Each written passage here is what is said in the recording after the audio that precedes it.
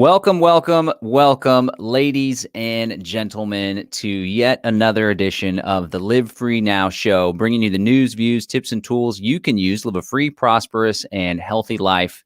And today is another great episode. I've been doing a lot of interviews lately and haven't done a free flow, freestyle rant in quite some time, but I hope you are pleased with the caliber of guests that I've been having on lately. And today is going to be much the same. We're going to be joined by Roger Ver. He is the president or CEO of Bitcoin.com. He's a early Bitcoin and cryptocurrency adopter, one of the first angel investors, I think the first angel investor. In fact, he earned the title Bitcoin Jesus. We'll ask him what he thinks about that title. But he has been around the space for quite some time, and I was super excited to meet him early on. It must have been 2012 or 2013. We'll share that story at Liberty Forum. This was before the whole Liberty community had gone bonkers for crypto. But I really appreciate him because not only is he a big cryptocurrency evangelist, but he's also a big proponent of voluntaryism. And he's able to share the philosophy and some pretty radical stuff in a very calm and rational manner that I think is easily consumable by the masses. So he's not only a big proponent of cryptocurrency, specifically Bitcoin Cash, as we'll talk about, but he's also a big proponent of voluntarism and anarchism, which is super, super critical. Before we get on to the show, I want to plug one of our sponsors. It's myself. I've been doing cryptocurrency consultations again since the price has been rising. Everyone is talking about crypto, and there's a lot of new folks that want to get involved. Remember, it's not always the best thing to buy at the very top, but also at the same time, you don't want to miss the boat entirely because I suspect that the prices of cryptocurrencies are going to keep going up. So if you want to do a one-on-one consultation where you can pick my brain, I can hold your hand as you set up a wallet, make sure that you're doing it safely and securely, backing it up. So it's not only hacker proof, but it's also user error proof, which is the most common way people screw crypto up is from user error. I can help you get all that done. You just go to sovbtc.com. That's sovbtc.com, sovbtc.com, and book a consultation, and I will get you all set up and answer any questions that you might have. All right, without further ado, let's go to our guest, the one, the only, Roger Ver. How are you today? Great to reconnect, John. It's hard to believe so many years have gone by since we first met. Yeah, it's been a while. I think it might have been at Liberty Forum early on. I remember it was you, Eric Voorhees, and I think Charlie Shrem, which was like the Power Three.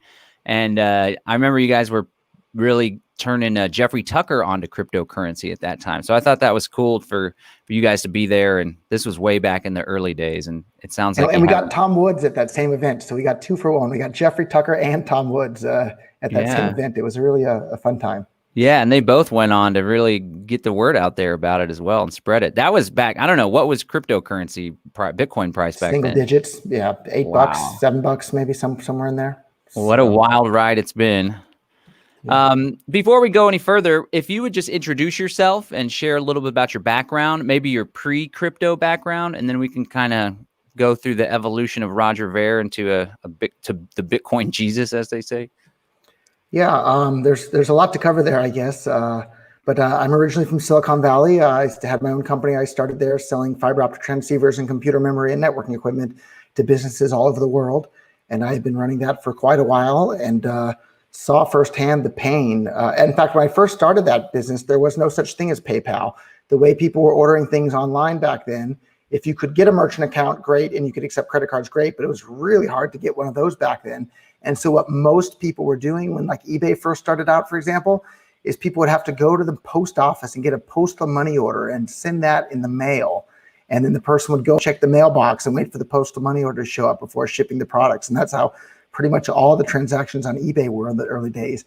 And then when PayPal came along, it seemed like an absolute miracle. Now you can send money via email. And it was great until PayPal started blocking transactions and freezing accounts and saying you can't sell this type of thing or you can't sell that sort of thing. And then later, of course, when Bitcoin came along, it made me incredibly excited about that because I saw firsthand how difficult it was to make payments on the internet, especially international payments. And then I guess there's a lot to cover. How I became a libertarian was by studying economics. The more economics books I read, the more libertarian I became. Mm-hmm. And it just kind of started out with kind of bland stuff. And then before I knew it, I found Murray Rothbard. It turned my world upside down. And the part that I think was the moment where I was really, took the red pill there And I grew up in the US and was taught the whole time that, it's a good thing that the military can draft people, because if there's a big war, the government has to be able to defend the country, and that the draft is a good thing. And I'd also been taught growing up that, kidnapping and slavery is wrong. Like, you shouldn't kidnap people and you shouldn't enslave people. That's wrong. And then here was Murray Rothbard pointing out that the military draft it's exactly that. It's kidnapping and enslaving people. And I remember this, this sick to my stomach feeling as my entire world got turned upside down when I realized that, wait a minute, all the people in government are claiming the right to be able to kidnap and enslave everybody if there's a war, but kidnapping and slavery is wrong. So if these people are claiming the right to kidnap and enslave everybody, they're not the good guys. It turns out these people that I've been brainwashed in the government schools my whole life into thinking that they were the good guys, it turned out that they're actually the bad guys. And my life has never been the same ever since. And that was, I think, the moment that tipped me over the edge from being a small government type person to a full-on anarchist. Like, there's no justification for this whatsoever. And then later, of course, I found others like Larkin Rose, and he just points out there's just this, giant religion, and everybody's brainwashed into believing it. And just like when you're a little kid, everybody tells you Santa Claus is real, you believe it. Well, if you grow up and everybody telling you that, government, you have to have government or the world would fall apart, you believe it. But if you stop and think about it objectively, there's no way Santa could come down everybody's chimney all in one night around the world. And there's no such thing as flying reindeers. And when you stop and think about it, well, how can a bunch of people delegate rights that they don't have individually to some organization to do something? Like, you can't delegate a right that you don't have.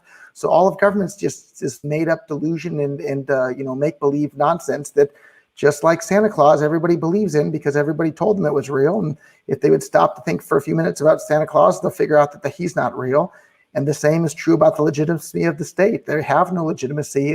You can't delegate a right you don't have yourself. And but it wasn't those arguments that won me over initially. It was the economic arguments. If I remember reading Adam Smith's The Wealth of Nations from cover to cover, and that pretty quickly converts you into a small government type of guy. And then just the more you study it around the world, anytime government's involved in the economy anywhere, it's disrupting people from being able to engage in free trade. And anytime anybody buys or sells anything with anybody voluntarily, both people are better off after the trade happens. Otherwise, the trade wouldn't take place. And so anytime the government's interfering in that, they're preventing the world from becoming as wealthy and as prosperous a place as it otherwise would have become.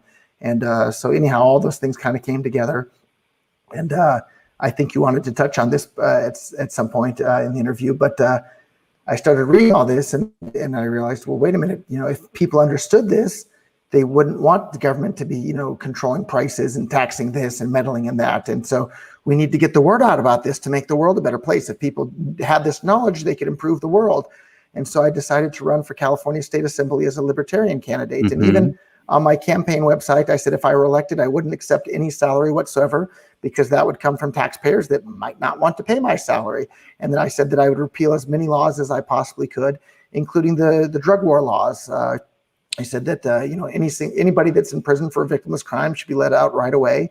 And this was in the year 2000, so much fresher in the public's consciousness at that time. But it hadn't been too many years after this event that took place in Waco, Texas. And there was a religious church group there, and they were a bit of a wacky religious group there, but that's okay. People can be wacky religious people if they want to. And basically, it's their right. And what wound up happening is basically the United States government murdered. And I should have looked it up before we started recording this, but I think it was something like 30-something kids that were less than 12 years old, and it was like 80-something people all together. And they were all in their church, and they locked them in there and burnt the whole place to the ground while they were in there after shooting a whole bunch of tear gas in there. And so, okay, you do that to some adults, that's really bad.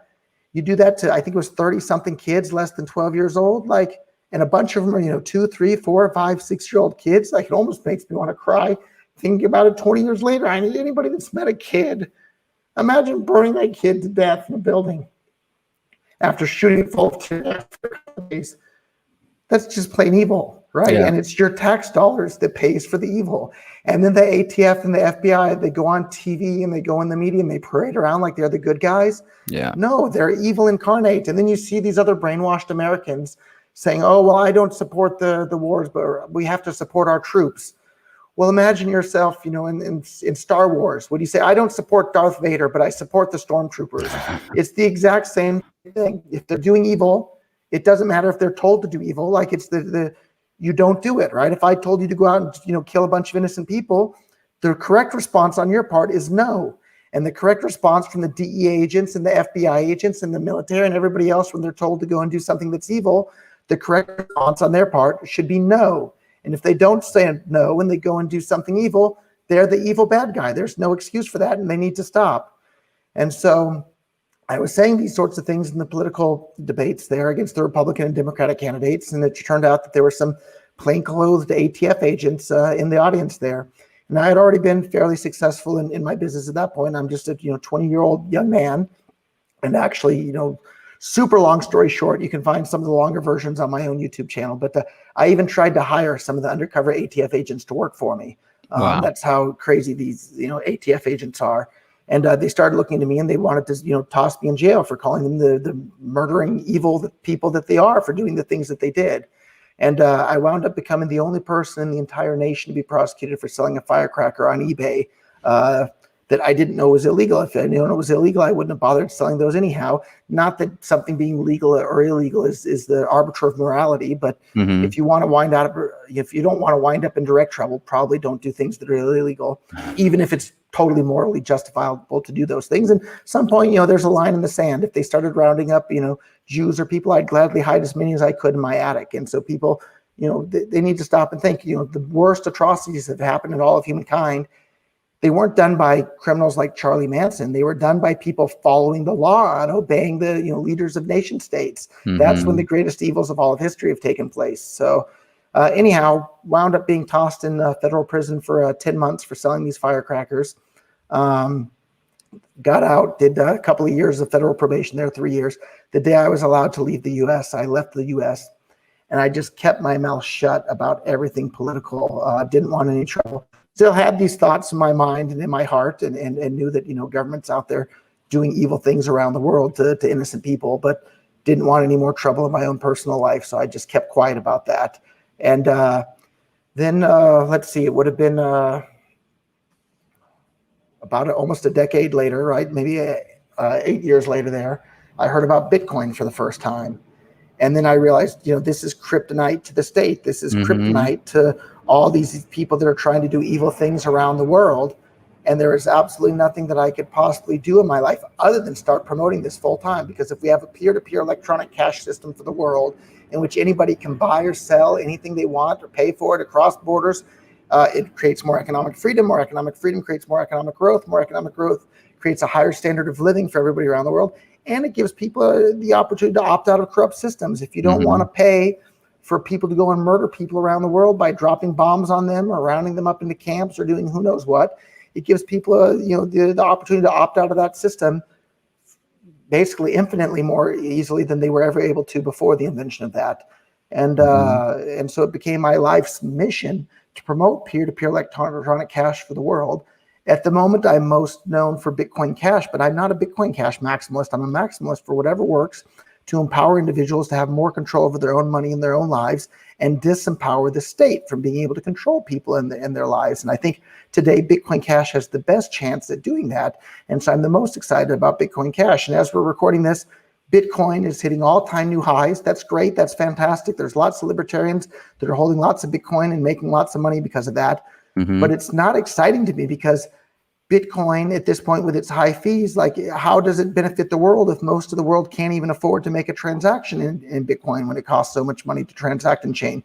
Whereas something like a Bitcoin Cash or a Dash or a Ripple or any of these other coins out there that cost a fraction of a penny to use, that's much more exciting to bring more economic freedom and liberty to people all around the world and disempower the state from being able to control people. So I'm a utilitarian maximist. I'm promoting whatever I think is the most useful to the most number of people around the world. And today that I think it's Bitcoin Cash. That doesn't mean I don't like the other cryptocurrencies. It's just I think Bitcoin Cash with cash fusion and its fast, cheap, reliable transactions and private transactions, this is fantastic to empower people all over the world. And so I'm the most excited about that one today. But I own a wide basket of all sorts of cryptocurrencies, and it's still my mission today to bring more economic freedom to more people around the world through the use of cryptocurrency and making it easier and easier for people to use cryptocurrency around the world. And one of the things that we were just talking about on the show, I think we should probably give away some free Bitcoin Cash to people on the show. And I was going to show you that right from within the Bitcoin.com wallet, we've added the feature where you can send Bitcoin Cash on chain to Okay. any email address, to any Telegram, to any WhatsApp, to any Facebook Messenger, to absolutely any Signal, of course. Any and every possible way that you have to communicate with people, you can do from right within the app there. And all you need is the Bitcoin.com wallet, to even text messages and email and everything else. And I assume, John, although I didn't ask you before the call, do you happen to have the Bitcoin.com wallet installed on your phone I already? do, but I don't have any Bitcoin Cash on it. You're about to. So if I could ask you to hit the receive button on your app there. All right, let me pull it up here. So Yep. Bitcoin.com is the URL that you acquired. When did you purchase Bitcoin.com? 2014. I paid a lot of Bitcoin for that domain name, and the goal from day one was to use it not just to promote Bitcoin adoption, but to spread the ideals of voluntarism and free markets and the benefits that free markets bring to the entire world. And so we've been doing that. And so pretty much all the news writers we have over there are voluntarist ANCAP types, and they're striking at the root of the state and the perceived legitimacy of the state. We want people to wake up and realize that it's no more real than Santa Claus or something else out there. So yeah. It's a great website too. It's very sleek, and it's a place that I send people when they are new to Bitcoin and cryptocurrency, because you present all the information in a very consumable way, which I think is great. This is the wallet too. It's a good wallet. It's very simple and safe and secure. And for beginners, simplicity is really important. For the longest time, there weren't very many simple things in crypto, and that was a point of frustration for me, but it's getting simpler. Which I think is good. Okay, so I'm going to send you an address for Bitcoin Cash. No, you don't even have to do that. Let's do this, if you don't mind. Hit the receive button on your app, and I'm going to send it right over the video call for people to watch. Well, how are you going to do that? Well, hit the receive button in your app and hold it right up to the camera there if you're okay. All right, well, let's see if the quality's good enough there for that. It is, so hold it nice and steady. Maybe a little bit closer to the camera if you can. For the podcast audience, we're doing a QR code here on the screen. There we go. It looks pretty clear. I've scanned it. No, hold it up so other people can watch if you don't mind. I've never done crypto like that. So now I'm sending you $1,000. You have a new sponsor for your podcast, and you didn't know I was going to do that. But I want you to give away half of that, right? Okay. And then we'll tell the free state story. So now you have $1,000 worth of Bitcoin Cash. If you hit the homepage and go back to the homepage, okay, there it is. There, you'll see there it is.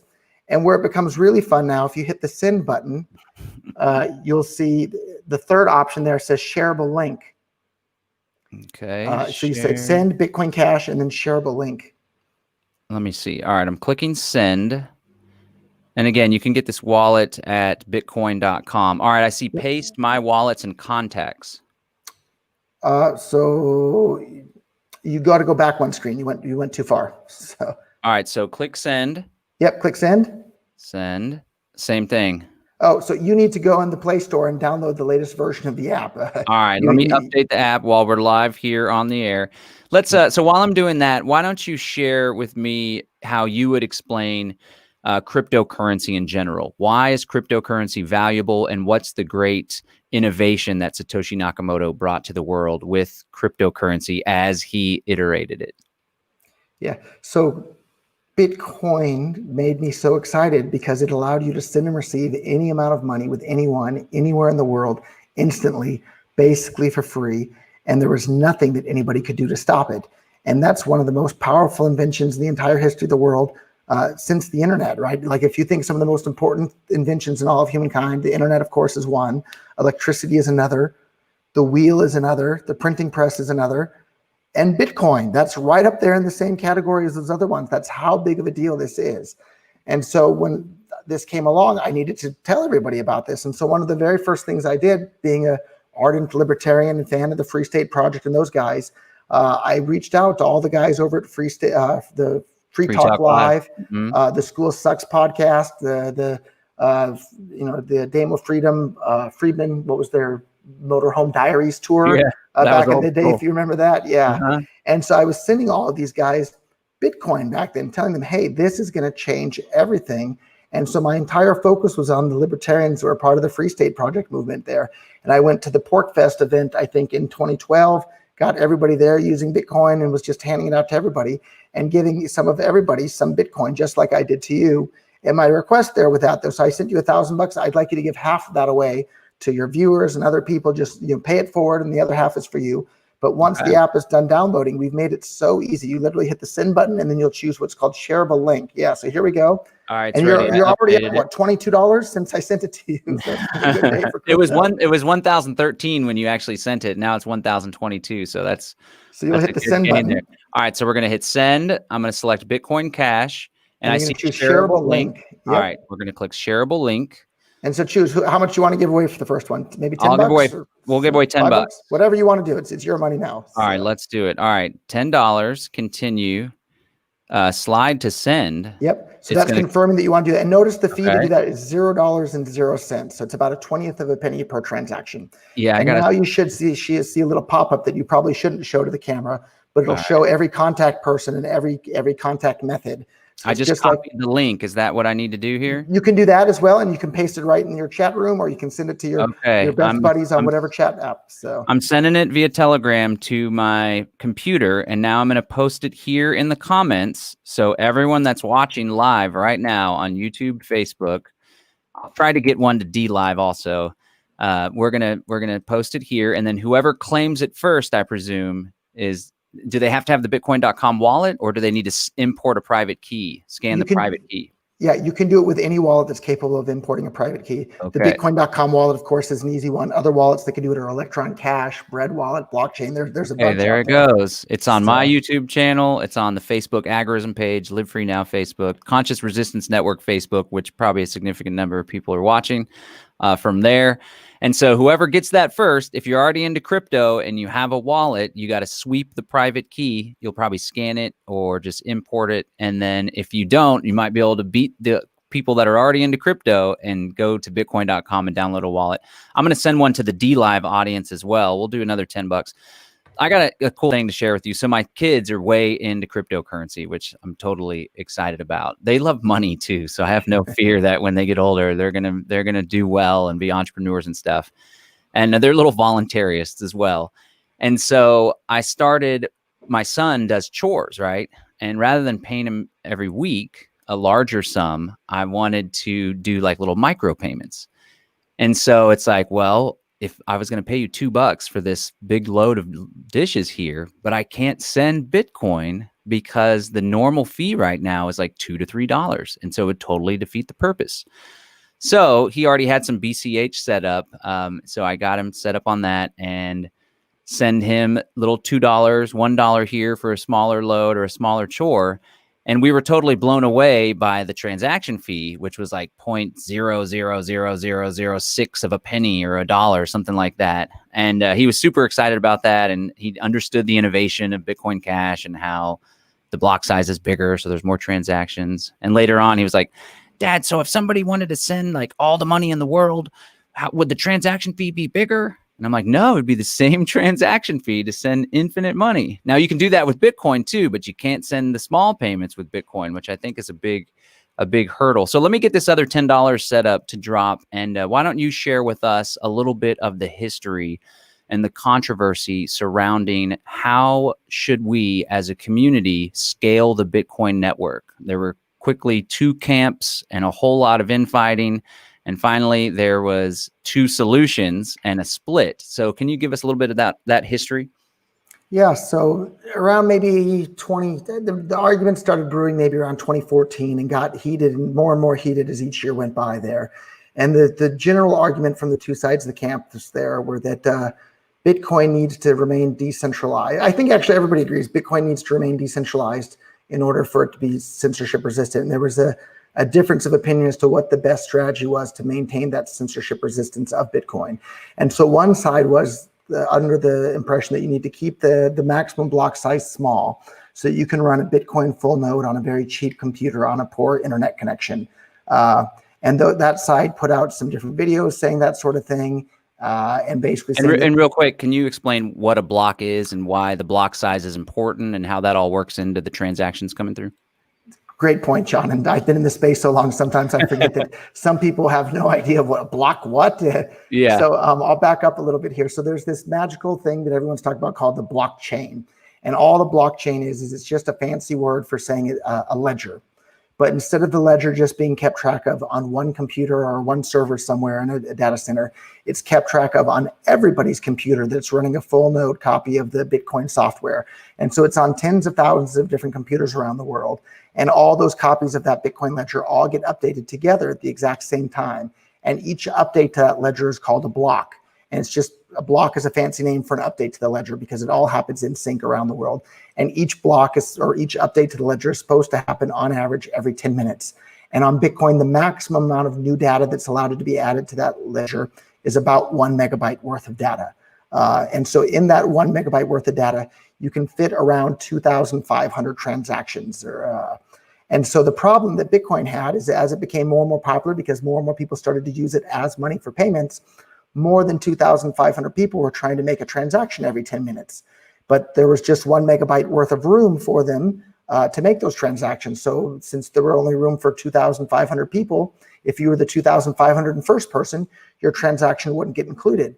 So people started to having to bid against each other and pay higher and higher fees for inclusion in that block space. And in fact, the amount of people waiting in line for their inclusion to be included, or their transaction to be included in the Bitcoin blockchain, at the end of 2017, it reached to where there was $50 fee on average, and oftentimes people were paying thousands of dollars in fees for a single transaction. And the average transaction time to be included in the ledger and be recorded became more than 2 weeks. And a lot of people don't realize this. That was a rough period. Bitcoin became unusable at that point because nobody wants to pay $50 on average and wait 2 weeks for your transaction to go through. Bank of America can do a much better job than that. And I remember myself sending around payments that got stuck in the memory pool line there and didn't go through. And it was an absolute disaster for anybody trying to use Bitcoin for payments. They did eventually go through, however. So the technology. Not all of them did go through. Lots of them got dropped from the memory pool altogether. And then you would have to go and send it again a couple of weeks later. And it was a really, really big headache for everybody involved. And as I was talking to one of the founders of BitGo, for people that don't know, BitGo is probably the largest custodian platform for all the exchanges. Most of the cryptocurrency exchanges around the world are using BitGo as a platform. And I was talking with the founder of BitGo, and he was saying, he said, like the high fees, like of course they're annoying, but we can deal with that. It's the uncertainty of the transaction going through or not that we can't deal with. Like if you don't know if your transaction is going to go through or not, how do you deal with that? How do you solve with that? And it was an absolute disaster for the adoption of Bitcoin around the world.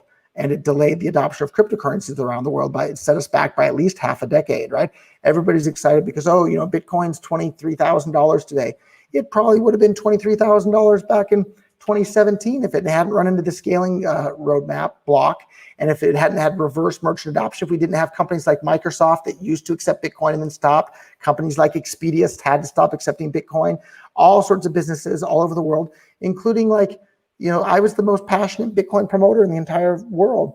It's embarrassing to try and promote Bitcoin to people today. What would I tell them? Yeah, there's this new money that it's really slow to send and expensive and your transaction is going to be charged back, but everybody else is buying it because it has this cool Bitcoin name. So if you buy it now, you can sell it for more dollars later. Like, I wouldn't feel good about myself promoting that to the world today, but I'd feel great about myself promoting things like Bitcoin Cash or Monero or Zcash or these other privacy coins. Like, those are awesome because I can tell people with a straight face, hey, for basically free, you can send and receive any amount of money with anyone in the world instantly, privately. Nobody can block your transactions. Nobody can freeze your account.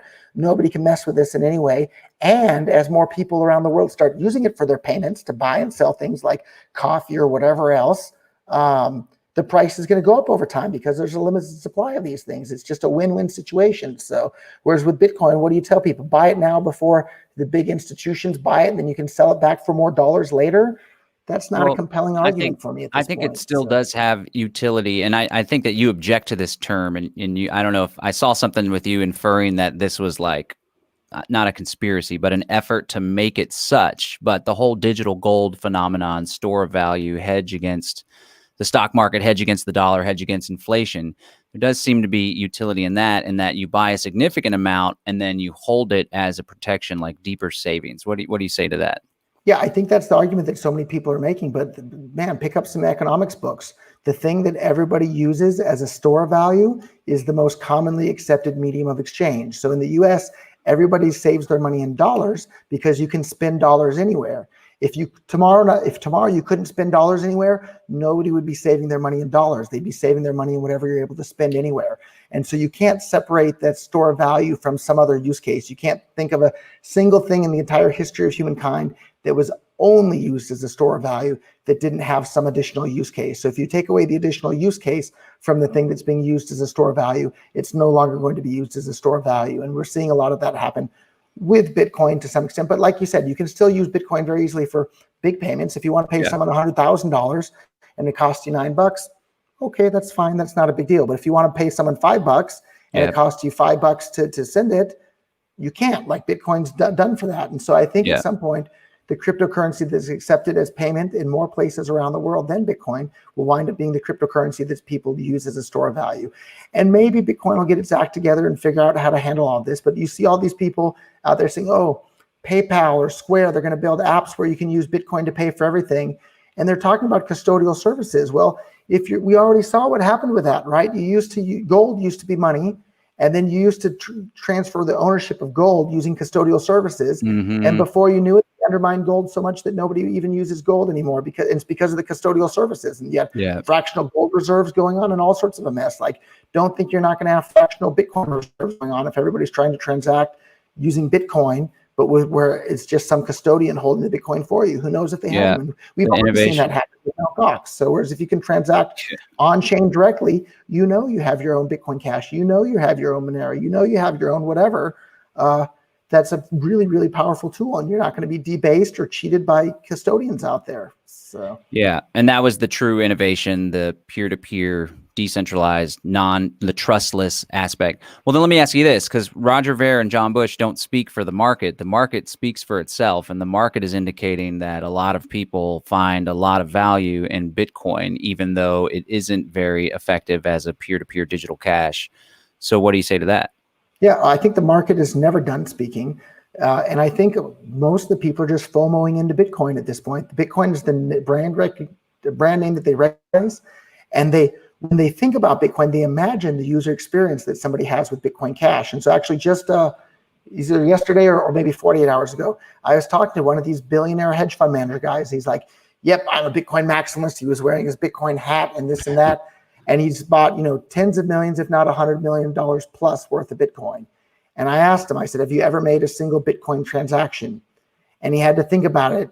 And he thinks he has, but he wasn't even entirely sure. And it was just moving Bitcoin from his Coinbase account to, I think he said it was his Fidelity account or one of these other custodians. And he wasn't even sure if he actually made an on-chain transaction or not. And so then I sent him some Bitcoin Cash and showed him how it worked. And maybe the gears started turning in his head there, but there's just so many people, they hear Bitcoin and they think, oh, I've heard of that one. It has the biggest market cap. Everybody can't be wrong. But no, everybody can be wrong, right? Like, look at statism, right? Everybody believes in the state, but it's just made up nonsense. And if you interviewed everybody under, 8 years old or 5 years old, they all believe in Santa Claus too, but that doesn't mean that's not real. Yeah. And so I think at some point people are going to wake up in regards to statism and believe that that's just a mass illusion. And they're going to wake up to the fact that Bitcoin's the best store of value. No, it's not. There's something with a hard cap supply or certainly a certain supply and works as a medium of exchange is a much, much better store of value than Bitcoin is. And people are going to figure that out at some point. And I see all these people say, oh, look at Gresham's law. That's why Bitcoin's winning out or nobody wants to spend their Bitcoin. They don't even understand what Gresham's law is. Gresham's law only applies when the government sets a fixed exchange rate between the good money and the bad money. So if you have a quarter that's made out of silver and you have a quarter that's made out of whatever lesser monies they make it out of today, and the government mandates that they have to have the same value in the market, nobody's going to spend the silver quarters. They're going to spend the other quarters. That doesn't apply to Bitcoin or Bitcoin Cash or any of these other cryptocurrencies where the exchange rate's allowed to fluctuate. So it's just crazy how often I see these just absolutely ridiculous arguments out there from people that, please pick up Adam Smith, pick up Ludwig von Mises, pick up Murray Rothbard. Yeah, pick up, and actually that's another fun thing. Like, I earned a bunch of money through cryptocurrency, so now I'm getting to spend it on all sorts of fun things. The first big thing I did is I donated over $1 million to the Foundation for Economic Education. I was lucky enough to have a subscription to their fantastic newsletter called The Freeman as a Young Man that really had a big impact on me. So I wanted to give money back to them. And cool. we're about to announce another big donation to the Foundation for Economic Education, but one that's even more fun that I'm engaged in here at the moment. I'm on this call with you from the country of Antigua. It's a little country in the Caribbean with less than 100,000 people. And we just made a donation in Bitcoin Cash to one of the schools here. And every single high school student in the school is going to get a copy of Economics in One Lesson by Henry Hazlitt. Nice. And then we're not just doing it for the one high school. I'm going to do it for every single school in the country. Wow. And every single high school student in the entire country is going to read Economics in One Lesson as part of their curriculum. And every single high school student in the country is going to get some Bitcoin Cash with it. Cool. And so pretty quickly, it's not going to take too many years of graduating high school students before the entire country has a far better understanding of economics than most people in most of the world. If you haven't read Economics in One Lesson, you can read it in an afternoon and you will understand the world much more clearly than you do before having read that book. And so I'm really excited to see the effect that that's going to have here in Antigua, a country that already has such an amazing starting point, a country with no personal income tax, no personal capital gains tax. You don't even have to file a tax return at the end of the year. It's such an amazing starting point here. So if you buy a bunch of crypto and you're an if you want to become an Antiguan citizen, you can do it right now and pay for the entire thing in Bitcoin Cash or cryptocurrency. You can visit AntiguaHelp.com and you can pay for the whole thing over there in cryptocurrency and enjoy. Come be my neighbor in Antigua. This place is fantastic. Yeah. You can spend it. You can buy. I'm buying gasoline for my car at the gas station in Bitcoin Cash. You can buy anything and everything here in Bitcoin Cash.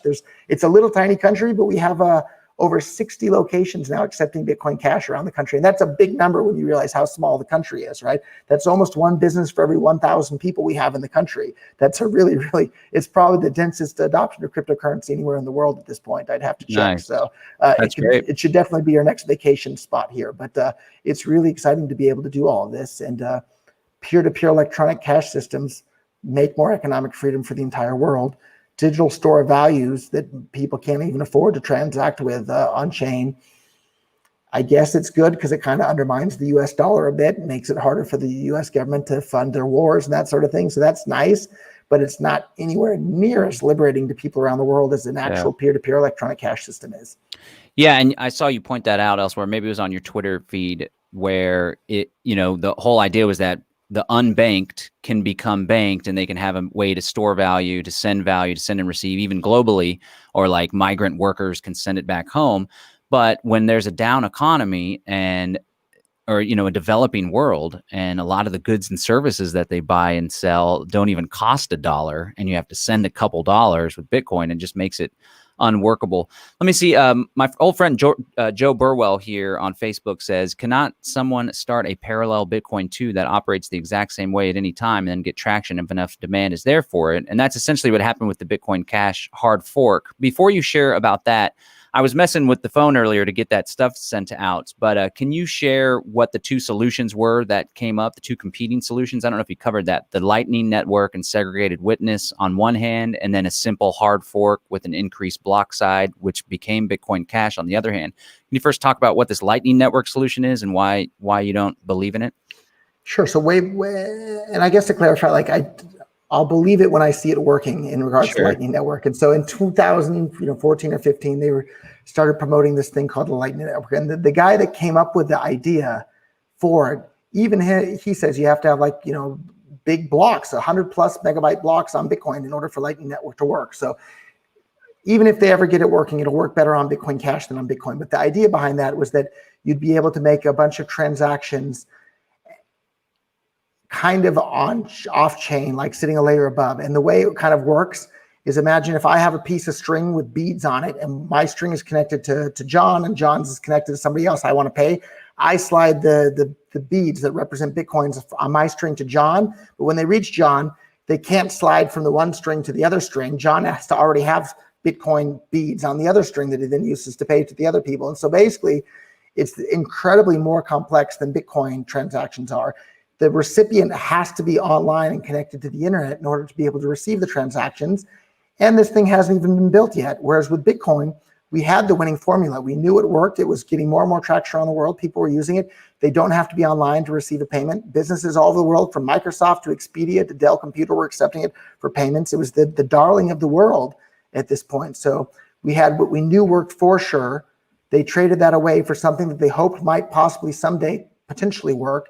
And here we are, more than half decade later. Lightning Network is nowhere even remotely close to being used. And their fear was that they upgraded the block size, there would be a split of the Bitcoin network. Well, that's exactly what wound up happening. They refused to upgrade the network, so there was a split. And there wasn't just a split into Bitcoin and Bitcoin Cash. There's a split from Bitcoin into Ethereum, into Litecoin, into on and on and on, to where Bitcoin lost almost all of its first mover advantage because of that. And it's just stunning. And then here they are still today. In fact, that Bitcoin maximalist billionaire guy I was talking to less than 40 hours ago, one of the things he said to me, he said, well, what about Lightning Network? And I asked him, I said, have you ever made a Lightning Network transaction? No. I never have either. It's so damn complex and complicated. I'm trying to onboard new folks. I don't even want to bring the damn thing up for people. They'll be like, what the hell is that? And when I was studying it and trying to figure it out, it seems like it takes away the whole peer-to-peer essence of Bitcoin. And so a solution that you got on board with was to fork the blockchain away and develop this new but old, in fact, many would argue the original Bitcoin, into Bitcoin Cash. Can you talk about what that process was, what a hard fork was, and what Bitcoin Cash ultimately became? Yeah, so I'd actually love to clear up a misconception there. So all over the internet, all over the place, you see people saying Roger Ver, creator of Bitcoin Cash, or founder of Bitcoin Cash, or this and that. The truth of the matter is I had absolutely nothing to do with the creation of Bitcoin Cash. I was still busy arguing over Bitcoin and arguing that they need to increase the block size on Bitcoin so that people can continue to use it, and implement this thing called SegWit on Bitcoin as well. And so there was this compromise agreement that was reached in which they would implement segregated witness and increase the block size on top of Bitcoin there. And everybody thought that was going to happen. All the big businesses were on board, and somehow a very, very vocal minority managed to basically scuttle that and make it so that didn't happen. You think there was a conspiracy there? I've heard utterings of big banks, and like Larry Summers is on board with Blockstream, this corporation, very powerful. What are your thoughts on that?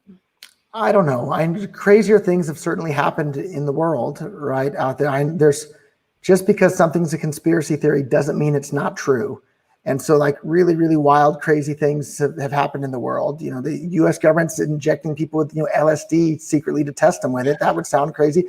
And in fact, I was listening to an old rebroadcast recently of a Coast to Coast AM for anybody that's familiar with that show. And I've heard you as a guest on there over the years. Yeah, me and Catherine were on way back in the day. So, but I was listening to an episode from the late 1990s or something, back when Art Bell was a host. I was listening to it maybe a year ago on an airplane somehow. It came up, and the guest was talking about how the NSA is spying on everybody, and they're tapping into everybody's everything, and they have project this and project that, and they're spying on every American with everything.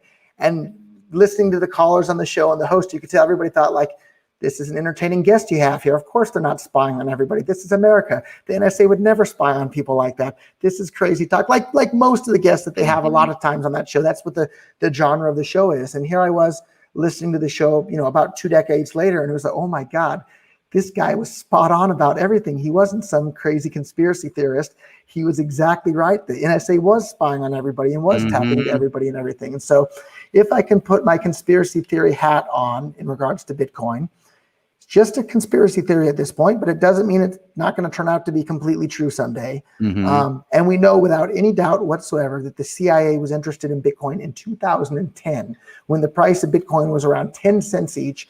The CIA reached out to Gavin Andreessen, one of the early Bitcoin adopters, another libertarian voluntarist type, and asked him, hey, can you explain Bitcoin to us? We're interested in this. And so he explained Bitcoin to them. And you have to ask yourself, why would the US government be interested in Bitcoin so early on? Well, one of the reasons is because the US dollar is the reserve currency of the entire world. If suddenly a peer-to-peer electronic cash system that can't be shut down, can't be controlled, can't be monitored and tracked, that anybody all over the planet can use to send and receive money, the US dollar is going to lose its reserve currency status around the world. And so if I put on my evil, US government hat on, and that I wanted to make sure the US dollar continues to be the reserve currency of the world, I would want to do everything I could to disrupt Bitcoin from being usable as cash. And one of the most effective ways you could do that would be to limit the block size on Bitcoin so that people could no longer use it as cash, and then change the narrative of Bitcoin's not supposed to be a peer-to-peer electronic cash system, like in the very title of the white paper that describes what Bitcoin is. No, you guys have it all wrong. It's just supposed to be a store of value that you hold and you don't actually do anything with. And they whether it was the US government or whoever out there, the narrative successfully shifted about Bitcoin, that it's not supposed to be peer-to-peer cash for the world now. It's supposed to be the store of value. And then they also tricked a bunch of people. Yeah, there it is, the title of the actual white paper. It's right there, a peer-to-peer electronic cash system.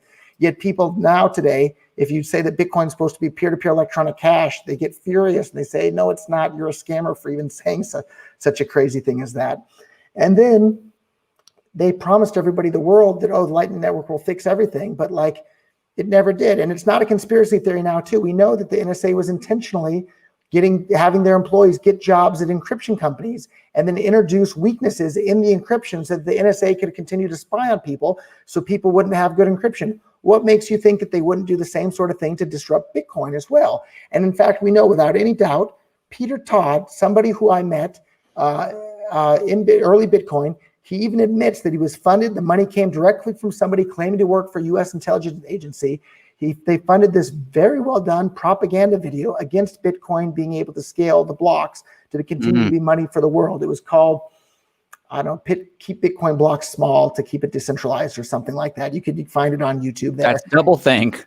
And it's absolute doublethink. And one thing that made me kind of think was strange about Peter Todd, I think I've met you a number of years at the different anarcho-polko conferences there as well, John.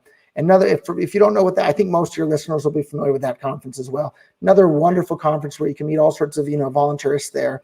Wonderful, wonderful experience. Peter Todd came to that first anarcho-polko there, and he was there, and he was just kind of watching and didn't talk. He's a quiet guy to begin with, but like didn't seem to know or care a whole lot about the libertarian stuff there. Mm-hmm. And then he never came to another one ever again. And that just seemed really strange to me. And again, this is just complete conspiracy theory hat stuff for me at this point. But most people I met at Anarcho-Polko, they had such a wonderful time and loved it and so many interesting conversations. They want to go every single year and they want to go again and again and again. Peter Todd didn't have any of that. And Peter Todd, for those that don't know, he's the guy that put out the propaganda video claiming to keep the blocks small on Bitcoin. And then he's also the guy that introduced this thing on Bitcoin called replace by fee, which basically made Bitcoin transactions, it changed them. They used to be, once you sent it, that's it. The transaction's not going to be reversed. The money's yours. They changed it so that Bitcoin transactions could be reversed, and not just be reversed like for a few minutes. When the blocks are full, the transactions can be reversed for hours, days, or even weeks, depending on how big the backlog is in Bitcoin. So at the end of 2017, you could reverse Bitcoin transactions waiting to be included in a block for 2 weeks on average. And then they've implemented that standard now for Bitcoin. You can reverse Bitcoin transactions. In fact, there's another video on YouTube where the guy was demonstrating this with a wallet, interestingly enough, put out by Blockstream called Green Wallet. He bought something with Bitcoin, bought coffee at some merchant, and then walked right out the store. And he did this with the merchant's permission, walked outside the store, and then did a chargeback on his Bitcoin and got his Bitcoin back for the coffee that he had just paid.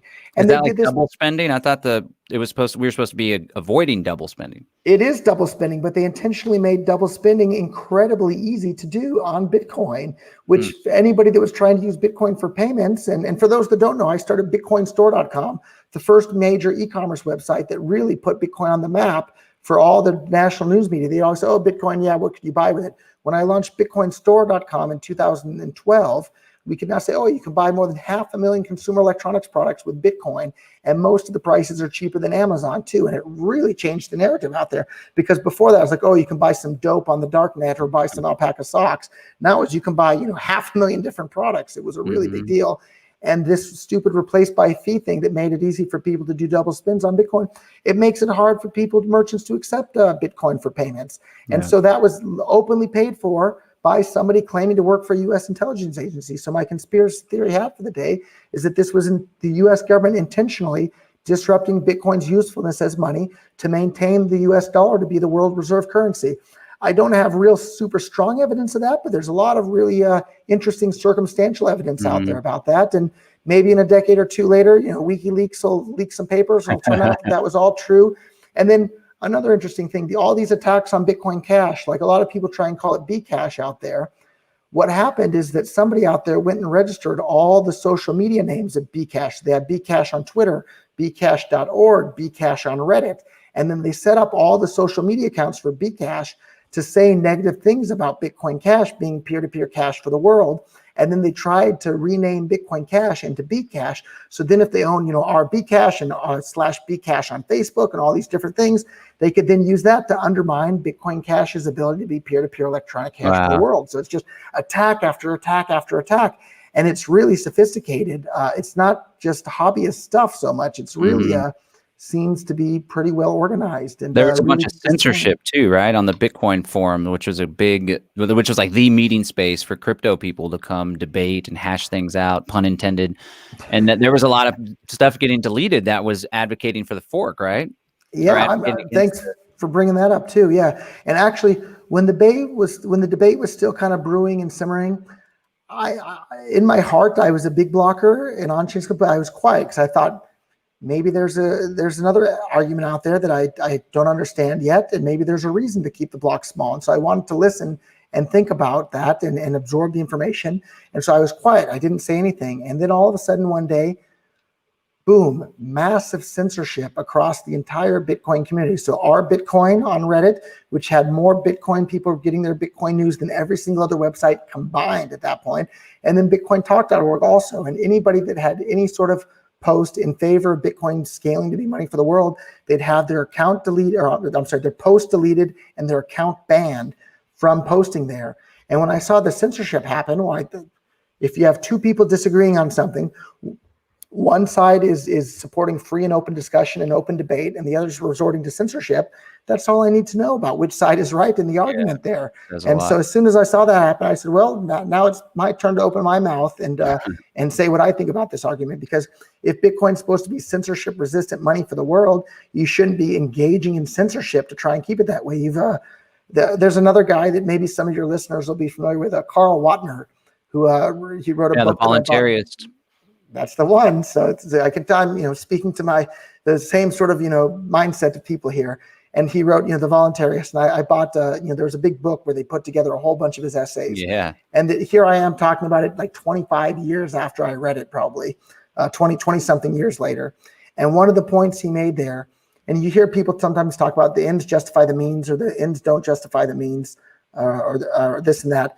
And he pointed out that the means are the ends, and whatever you put into something is what you wind up with. So if you use a whole bunch of coercion trying to achieve some noble ends, well, it doesn't matter, because if the ingredients going in are a bunch of coercion and violence, you had just created a bunch more coercion and violence in the world. Congratulations, you have you have a bunch of coercion and violence, which isn't what we should want. And so if we want free and open speech and free and open transfer of money for the world, you can't engage in censorship of speech to achieve that. And that's exactly what the BTC community did.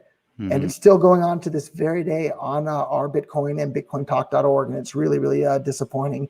And it was really interesting, because at the time the censorship started, everybody saw what was going on. To this very day, I believe still, the most upvoted post ever on our Bitcoin was a post calling for an end to the censorship and for the moderator that had imposed that censorship to step down. Man. And then boom, you guess what happened? He deleted that post too. So sounds like the censorship's still going on to this very day. And another guy, I'm sure lots of your listeners will be familiar with, Jason King from Sean's Outpost, another great voluntarist guy that was helping the homeless down in Florida, and had his battles with the Florida government there as well. They were trying to block him from helping homeless people that need help.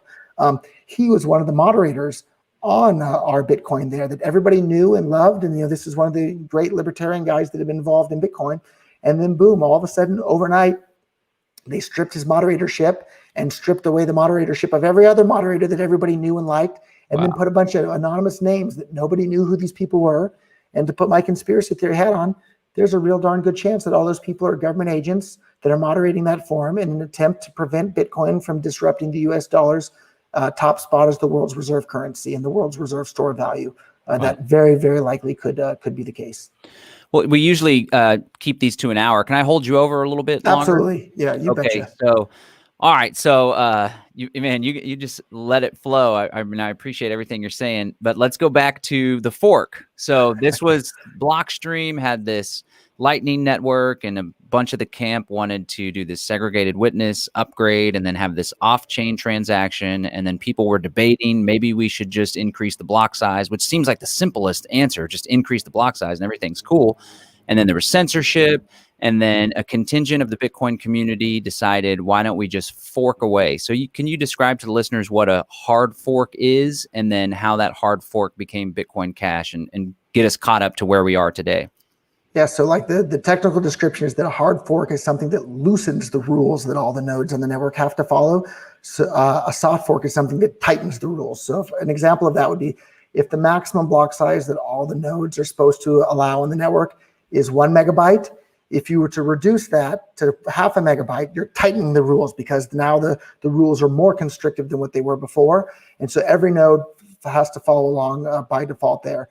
If you were to increase the block size from 1 megabyte to 2 megabytes, for example, which was the proposal, that's a loosening of the rules, and that's considered a hard fork, because all these nodes that previously could only accept up to a 1 megabyte block, they now have to run new software that allows the 2 megabyte blocks, whereas the software that previously could only accept up to a 1 megabyte block as the maximum, they don't have to change anything with their software to only start accepting half megabyte blocks. And so as Vitalik Buterin, the founder of Ethereum, pointed out, soft forks by this definition are coercive because it forces everybody to come along. Hard forks, like increasing the block size, are voluntary in nature, because if you don't like it, just don't update your software and you're not going to come along for the update.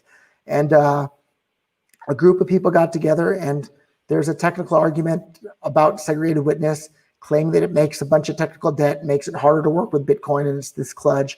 I don't have much of an opinion one way or another. I don't really care. But other people felt strongly enough about that where they didn't like it at all. And so right before segregated witness was implemented into Bitcoin, they updated all of their software to have a version of Bitcoin that allowed for 8 megabyte blocks and without segregated witness.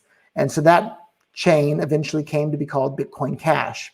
But it wasn't until months and months later that the 2 megabyte update to the Bitcoin chain, what everybody's still calling Bitcoin today, failed and was aborted after there was this big agreement on that. I said, well, that's the end of Bitcoin's chance of being peer-to-peer electronic cash for the world.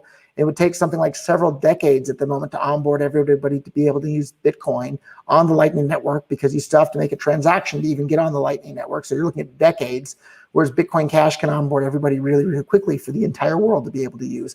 So I said, well, I looked at all the cryptocurrencies out there. There was, Bitcoin, Ethereum, Ripple, Dash, on and on and on.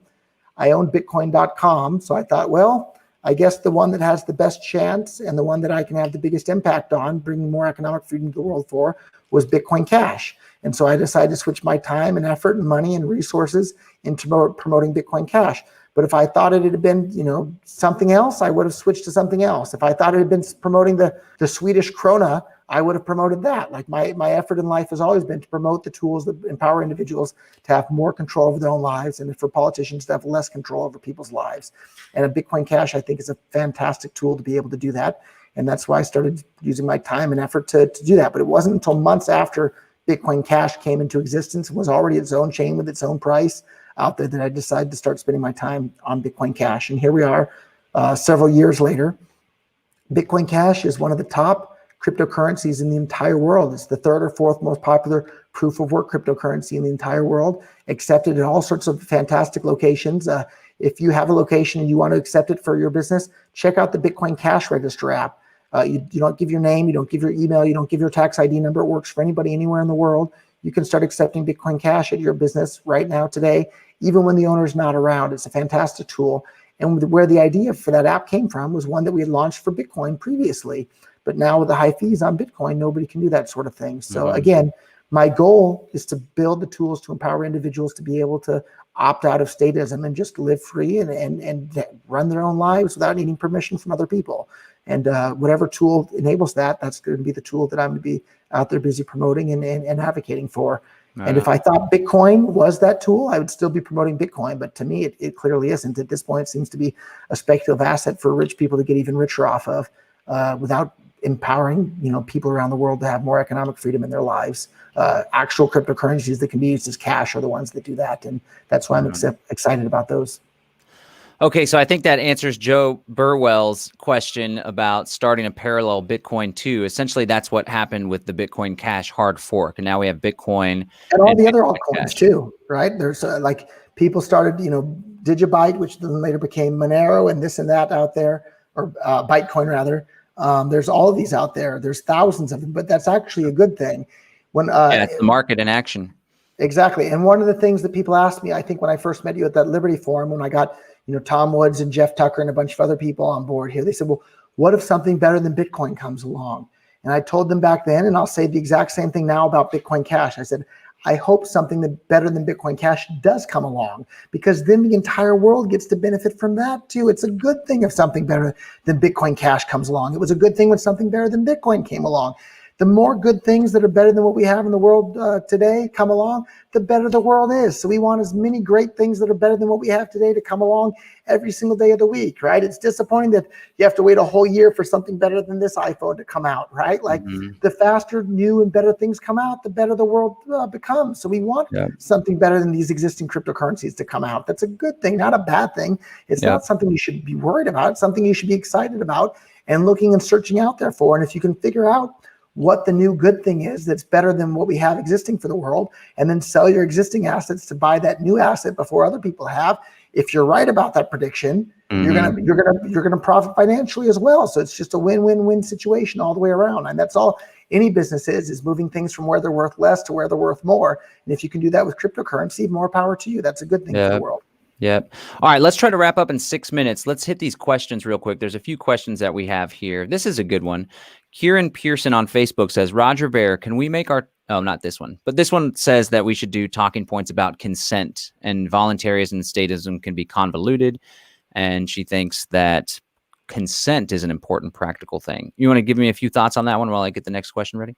Yeah, I forget which author was pointing it out, but he said, consent is so important. It's everything. So consent is the only difference between working for a living or being a slave, right? Consent is the only difference between making love or being raped. Yeah. If you don't have consent, it's not okay, right? So everything needs to be consensual all the time. Otherwise, I guess, you could say rape and slavery and are okay too. And obviously they're not. So make everything voluntary. We could expand the Me Too thing to like, me too, I'm being taxed and coerced against, It's the same thing. People seem to think it makes sense for sexual activity, but when it comes to economic activity, it's the exact same thing. Okay, this is the question here. Aaron De La Cruz, how does Bitcoin or Bitcoin Cash benefit those with low income? Always thought this was for folks who could afford to purchase these things. So a lot of times people with low income don't have access to traditional banking system. And so the country I live in, Antigua, most people do everything in cash. Most people probably don't have credit cards, but lots of these people, for example, they still might want to order something from Amazon in the US. Well, with Bitcoin Cash, they can do that. And then they go and use purse.io and they can get a discount on top of that. It's a fantastic thing. So if you're not in a first world country, you don't have access to these first world financial systems. And that applies to the lower income people, whereas Bitcoin Cash works for everybody. And lower income people are a lot more sensitive to the fees to transact. Well, Bitcoin Cash, a fraction of a penny to transact. Bitcoin, $3, $5, $10, sometimes $50, sometimes $1,000 to transact. Low income people aren't going to want to pay that. Yeah, that's well said. And plus, you're way into the peer-to-peer cash element of it. But as you well know, there is opportunities if you're early into one of these cryptocurrencies, and I think it's still early for all of them. There's opportunities to have it be an investment and to put some money in and to make money. And I want to point something out that a lot of people still aren't familiar with. You can buy a fraction of a Bitcoin. You can buy a fraction of a Bitcoin Cash. You don't have to have $23,000 at once to buy Bitcoin, or over $300, $316 to buy Bitcoin Cash. So as someone that has low income, if you're able to just set aside, even if it's a little 2% of your monthly income or 5% of your monthly income, stack a little crypto, who knows, in 2 to 3 years, more than likely it's going to go up in value. You don't have to pay fees to some sort of stockbroker. You don't have to, there's no barrier to entry. You can just acquire it there on on Bitcoin.com. Just want to throw that out there. And then if you're a business person or you have a side hustle or you're an entrepreneur, you can go to Bitcoin.com and use their little cash register app and receive money without having to pay the credit card companies 2 to 3% or whatever. And no reporting to the IRS with that app either. We don't. Especially important for low income too. They get taxed as well. All right. Let me see. I just want to throw this up here. We have a hater, which I know you're like a controversial figure, but you're so like chill and gentle, and I guess it's just because you speak truth to power and you're pretty influential. But this guy, Jay Prince, says, Roger is a scammer and a liar. Segwit gave Bitcoin a max block size of 4 megabytes. Roger's beef is he wanted to be king of Bitcoin, but he's dishonest and technologically illiterate. Do you want to be king of Bitcoin, Roger? Is that what this is all about? It's like those crazy libertarians. They want to take over the whole world and just leave everybody alone, right? So I'm one of those people that just want to leave everybody alone. And in regards to the Segwit maximum block size, yeah, technically it's 4 megabytes if everything's perfect. If you look at it recently, it's been about 1.2 megabytes on average, and that's why I said around 1 megabyte. And I was agnostic on the whole Segwit issue. I'm still agnostic. I don't care. But I wrote an essay explaining why limiting the block size on Bitcoin is like enforcing a production quota in the market. When you enforce a production quota on something, it makes the people seek out alternative goods, and that's exactly what happened to Bitcoin. There's a production quota on the amount of transactions people can make on Bitcoin, so people started using things like Bitcoin Cash and Ripple and everything else out there. So, and as far as being technologically illiterate, I ran a very successful tech company out of Silicon Valley, employing all sorts of software engineers and hardware engineers. Have a computer science background myself. You can call me names and tell lies about me all day long. It doesn't mean they're true. All right. I just wanted to highlight that because you still have a lot of haters because I think you make an impact and you're effective at what you do. So people that don't agree with you are going to get a little.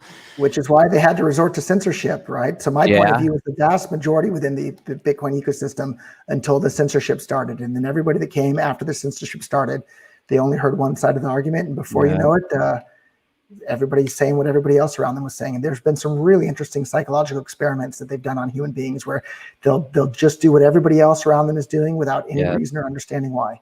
Yeah, even some really nasty things. This is one that always comes up from like the Patriot conspiracy community quite a bit. There's all these people that think like, they're like, why would I have Bitcoin when I can have gold? And it's like, well, you can have gold and Bitcoin. It doesn't have to be mutually exclusive. And you should, and ammo and storable food, right? But Justin Slater on Facebook asks, please ask Roger what happens when the cyber pandemic hits and the power grid and internet are down for an extended period of time. Yeah, if the internet and the power are down, like you have a lot bigger problems than Bitcoin also being down, right? You gotta wonder where you're going to get your food, where you're going to get just about anything. Like you're in big trouble. So it's a good idea to have some gold and silver, some ammo, some storable food, have some good old-fashioned Bitcoin. I'm sorry, good old-fashioned. So used to saying Bitcoin Cash because they have some good old-fashioned cash, right? Fiat cash around, because that's what lots of people around are still going to want. So like, be prepared. There's nothing wrong with being prepared out there in life, and don't put all your eggs in one basket. Don't only buy Bitcoin Cash. Don't only buy gold. Don't only buy dollars. Like, have a nice diverse portfolio out there. Yeah. And then as soon as the grid comes back up, which it's unlikely the whole grid's going to go down. There's not like this internet kill switch like everyone always talked about. And there's a lot of folks that control governments and that influence governments, and they don't want to lose their asses off with all of their wealth and their businesses too. But as soon as the grid goes back up, the blockchain's still there. It's still record. You still have access to your crypto. And that's like a non-question, but I appreciate your answering and addressing it. Okay, one last thing before we let you go. James Babb here. I don't know if you remember James. Oh, the 10th Amendment Center, I believe. Is that the James Babb? No, that's Michael Bolden. That's Michael Bolden. I know that James Babb, he had some, maybe jury nullification was his big thing. I know he's big on that. He's out of Philadelphia. I know the name from way back when, sure. He says, thank you for all your support of Free Ross. So maybe if some of my listeners aren't aware, who is Ross Ulbricht and why should people know him and be concerned about his story? So Ross Ulbricht is the reason I got involved in Bitcoin. It wasn't because I ever bought or sold a single thing on the Silk Road, but I heard about the Silk Road in reference to this website where people could now buy and sell anything. It was called the Silk Road, and you could buy and sell anything right there. And they were using some form of money that couldn't be shut down or stopped or censored. And I thought, well, what the heck kind of money are they using for this? And so I looked into Bitcoin because of that. And so basically Ross built an amazing e-commerce website and should be given, like a technology Medal of Honor for this sort of thing. It was really he plugged all these pieces together and built something that had never existed before. And it was a staunch libertarian. He was a big fan of the Mises Institute, and was somebody that would get along, I think, very well with both of us with his voluntarist worldview. And the government just absolutely hates people that don't respect their authority and don't believe in their authority. And because of that, they really threw the book at him. They literally condemned him to die in prison for having built this website that allowed people to buy and sell anything they wanted without the government's permission. And he did so for philosophical motivations. I think it was his philosophical motivations that really pissed off the judge and the government agents there. And so he's currently serving a double life sentence plus 40 years in federal prison. He's condemned to die there. But we've seen, a lot of the crazy shenanigans that just went on with the recent U.S. election. And it's interesting, though. Everybody feels like this is my team or that team. And I pointed out on Twitter, I said, if the Democratic Party was willing to intentionally cheat to steal the election from Bernie Sanders to give it to Hillary Clinton, don't think that they're not willing to cheat to steal the election from Donald Trump. And it got a bunch of retweets and quotes and this and that. And because it's true. And then I also, just a few minutes later, I tweeted out, I said, if the Republican Party was willing to cheat and lie and steal to tilt the election or to steal the election away from Ron Paul, the nomination away from Ron Paul in favor of whoever it John was. McCain. John McCain there, yeah. Don't think that they wouldn't do the same thing to whoever the current guy is, Joe Biden, right? I'm so glad I haven't been an American for 6 years, so I hardly follow any of that stuff. It's a shit show. But a bunch of people were real mad that I would even say that maybe the Republicans would cheat too. Like they're both a bunch of cheaters. Yeah, that's what they do. But now is the chance, right? Because Trump seems to be on the way out, and I think he got cheated and rubbed the wrong way and had all sorts of shady stuff happen to him there. Now is his big chance to give the middle finger to the deep state there, right? He needs to pardon Julian Assange. He needs to pardon Edward Snowden. He needs to pardon Ross Ulbricht as well, the founder of the Silk Road. And then I'll give out, he needs to pardon Kim.com out there as well, who's just been being railroaded. And another person that a lot of people won't have ever heard of, but needs to be pardoned as well, is another guy named Gary Davis. And he was the moderator for the discussion forum on the Silk Road. And after he got arrested for that, and he was going through his appealing jurisdiction, he was an Irish guy living in Ireland. He'd never been into the U.S. in his entire life.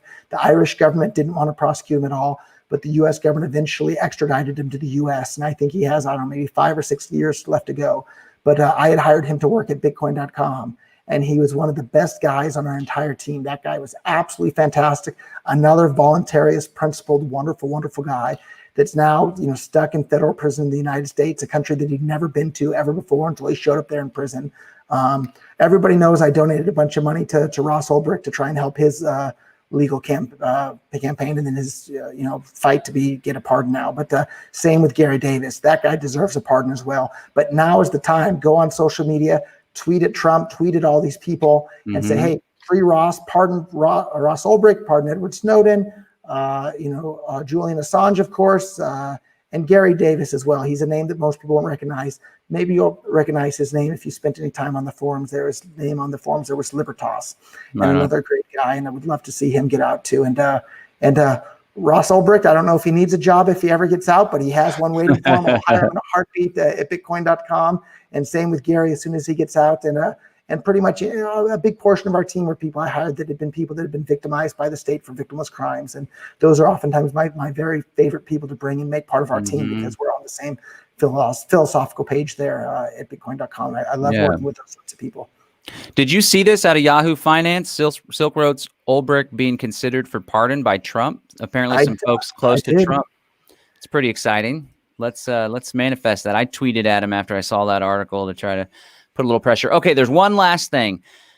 Theocrat on YouTube says, "Is there a list of businesses that accept Bitcoin?" He says, "I never jumped on the Bitcoin wagon because I didn't know where you can spend it." So I'm gonna you go ahead and explain it, but I'm going to Bitcoin.com because I know you guys got that taken care of there. Yeah, so at this point, the question is almost where can you not spend Bitcoin because it's just accepted so widely around the world. So both Bitcoin and Bitcoin Cash are accepted at more than 100,000 websites. And I can see John just pulled up map.bitcoin.com, and you can see all the physical locations around the world. And if I can ask you to zoom in on Antigua there, a little island in the Caribbean, you can see we really have amazing adoption down here as well. You can see it's the one with 59 on the map, and there's more that you can add Nice. as well. And so you can see this is a fantastic tourist destination here. Or if you want to move here and live permanently, like we really have the island covered well here. But Well played. yeah, you can check out map.bitcoin.com, and you can find places near you where you can spend Bitcoin Cash. And it's just really an exciting, fantastic way to be able to live freer in your own life. And again, nobody can freeze your account. No one can block your payments. No one can control it in any way. And hopefully we can use our cryptocurrency united voice to get pardons for Edward Snowden, Julian Assange, and Ross Ulbricht and Gary Davis and all these other people that are being victimized by the United States federal government for victimless crimes. Nice. And I want to mention to that listener too, you can head on over to mybravebotanicals.com anytime you want, pick yourself up some Delta 8 THC, some Kratom, and of course you can pay with Bitcoin Cash, Bitcoin, Monero now, and a few other different cryptos. So there's a lot of folks all over, physical and online, that accept Bitcoin now. So there's never a better time to get involved than now. All right, Roger, man. Monero is one of my close seconds for one of those tools that I think can bring more economic freedom to the world. It's really a cool one. If you haven't checked out Monero, check that one out as well. Yeah, I've been doing a lot of Great Reset research. And in fact, people can go to greaterreset.net, greaterreset.net. We're pushing back. We're launching our own initiative to try to overcome their chicanery. And I know one of your writers, Jamie Redmond, has been pumping out some really great articles on the Great Reset over at bitcoin.com. But I always butt heads with folks in the research community, and they all think that Bitcoin and cryptocurrency and blockchain is all totally compromised, and the technology is put out by the New World Order and it's going to control us all. And I was like, well, maybe you should look at Monero, because it most definitely is not that. And in fact, it and Bitcoin Cash and others, Bitcoin may be a little more compromised as far as just what's taken place and in that vein. But all these other ones, especially, it's actually the solution to the Great Reset, which was, I think, was one of the headlines for one of Jamie's most recent articles, because it will allow you to control your property and to conduct business privately, especially with Monero. And that's like the anathema to the Great Reset. So if I could take another 1 or 2 minutes to espouse on Monero and Bitcoin Cash a little bit, and why I like both, and why and the drawbacks of both there too. So Bitcoin Cash has a privacy tool called Cash Fusion, which shuffles up all your Bitcoin Cash with everybody else. Is that automatic, or how do you utilize that? It's automatic if you download the Electron Cash wallet for your desktop. We're busy building that into the Bitcoin.com wallet. I've been chomping at the bit for that to be available in the Bitcoin.com wallet for forever, but it's technically a bit challenging. And so that's fantastic. There's more potential ways to shuffle up your Bitcoin Cash in one of these transactions than there are atoms in the entire universe. So that's a really, really, really big number. And so it gives you privacy in the same ballpark as a Monero there. But Bitcoin Cash is good because you still know that there's this 21 million supply limit on Bitcoin Cash, and you can audit that right there on chain. With Monero, all the transactions are totally private all the time on the blockchain. You can't check and see how much money was sent to anybody. You just know that a transaction took place. You have no idea for how much or who it was to or anything like that, which is great. But the downside of that is you can't audit the total supply of Monero. So let's say some NSA employee started working on the open source Monero code and got an intentional bug introduced that creates an inflation bug in Monero where they can print extra Monero. The world would never know about it. And I kind of actually wonder, like, why is Monero only, I don't know, $150 or whatever it is at the moment? I kind of feel like it should be more than that with how much money has gone in and how awesome it is. And so it makes you wonder, do they have a slow inflation bug where they can just print more and then sell more and nobody can notice it because you can't audit the total supply? And so that's my fear about Monero. Bitcoin Cash doesn't have that fear, but Monero is awesome because the privacy is turned on for everybody all the time by default. Bitcoin Cash isn't as awesome because you have to take an extra step to get the privacy turned on there. But then the other thing that's good for Bitcoin Cash is it's accepted at every major exchange in the world. And I've been selling all sorts of Bitcoin Cash put options. And for those that don't know, basically I'm promising to buy Bitcoin Cash at a specific price in the future, and they'll pay me money for that right now today. And so it's a great way where you can either buy Bitcoin Cash at cheaper than the price it is right now, or you get some free money. So it's like a win-win situation. I've been doing lots of that with Bitcoin Cash. Monero, you can't do that with, not because of the privacy stuff directly, but because Monero's privacy is so good that the regulators in different countries around the world tell the different businesses that they're not allowed to trade Monero. So these big trading desks don't have Monero. So I don't think Coinbase has Monero. A bunch of the exchanges don't have Monero. Every business exchange in Japan, they're not allowed to list Monero because it's a privacy coin. And so that's a really big drawback of these privacy coins that have the privacy on chain, is that governments can ban them. Whereas Bitcoin Cash, where the privacy is a protocol that rides above, you can go to the regulators with a straight face and say, oh, Bitcoin Cash is just as transparent as Bitcoin. You can see every single transaction and track everything.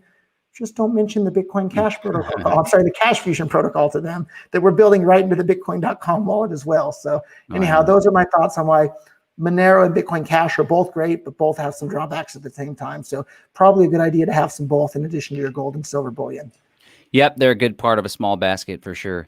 All right, well, Roger, man, it's been great. It's good to catch up with you. You just continue to do a lot of great work. Excited to see all these new improvements on Bitcoin Cash and just the continual growth of that space as well. So keep up the good work. Again, this is Roger Ver of Bitcoin.com. You can follow his work on his Twitter. He's very active on Twitter, ruffling feathers there, and Bitcoin.com as well is his outfit. Thanks again, Roger. Thank you, Josh. All right. Take care. Sorry about that. That's all right. We'll let it slide. All right. You take care. All right, ladies and gentlemen, there you have it. This was another edition of the Live Free Now show, bringing you the news, views, tips, and tools you can use to live a free, prosperous, and healthy life. Go to Bitcoin.com, learn all about cryptocurrency, get yourself the Bitcoin.com wallet. Roger gave me $1,000, and I have a mandate to give out $500. We've already given out $30, so you can expect on other parts of the show and just in my life, I'm going to be handing that out. Maybe you'll receive some too. Make sure you have the Bitcoin.com wallet or crypto wallet that does Bitcoin Cash. So whenever I drop those links, you'll be able to scoop them up. All right, again, this is John Bush. Remember, if you want to do a cryptocurrency consultation one-on-one with me, you can take my time, pick my brain. I'll hold your hand, help you get the wallet set up, help you figure out how to purchase crypto, help you figure out how to send it safely and securely. You can go to sovbtc.com. Again, that's sovbtc.com, and we'll get you all set up. All right. Peace and freedom. Thanks for listening.